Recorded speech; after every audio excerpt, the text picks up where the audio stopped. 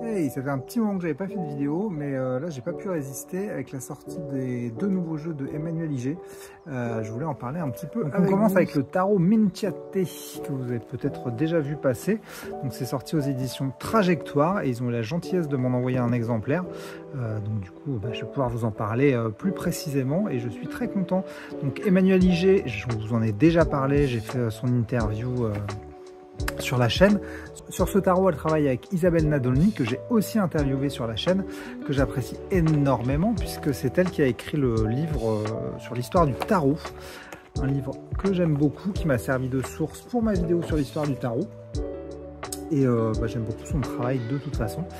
Donc, qu'est-ce que c'est le tarot Minchiate? Le tarot Minchiate, c'est une forme de tarot, on va dire, qui est apparu vers le XVIIe siècle et qui a existé jusqu'au XIXe. C'était un peu un concurrent du tarot, on va dire.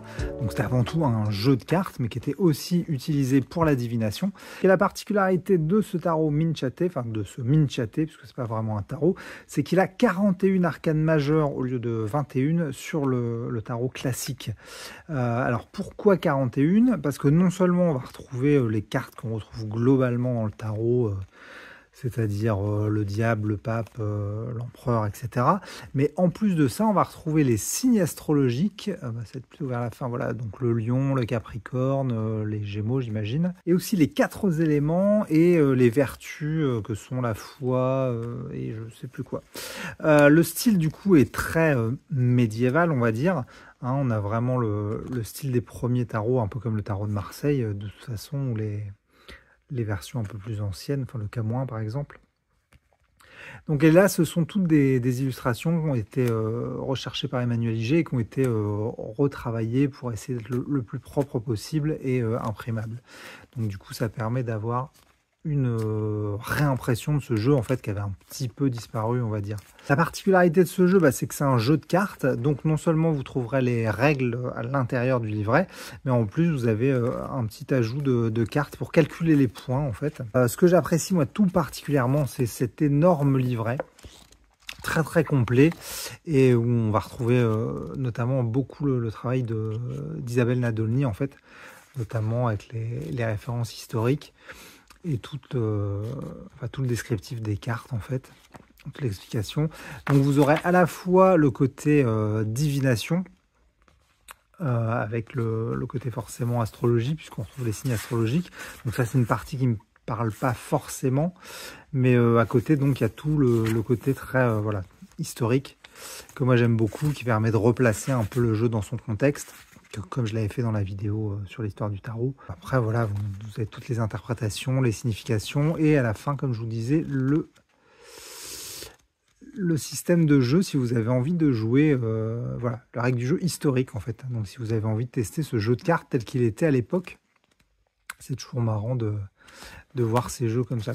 Donc voilà, moi je trouve que c'est un très bel objet. Le prix est plutôt raisonnable, puisqu'on va le trouver à 28 €. Vu la qualité du livret, enfin vous voyez le bouquin, la taille du bouquin quand même, le travail que ça représente. Donc vu la qualité du livret, le nombre de cartes, le coffret de façon générale, je trouve que le prix est plutôt raisonnable. Ce jeu, là on va plutôt être sur, alors pas des débutants je pense, plutôt des gens qui s'intéressent déjà à l'histoire du tarot, qui ont envie de creuser un peu et qui ont envie de se frotter un peu à ce qui se faisait avant même le tarot en fait, un peu le retour aux sources.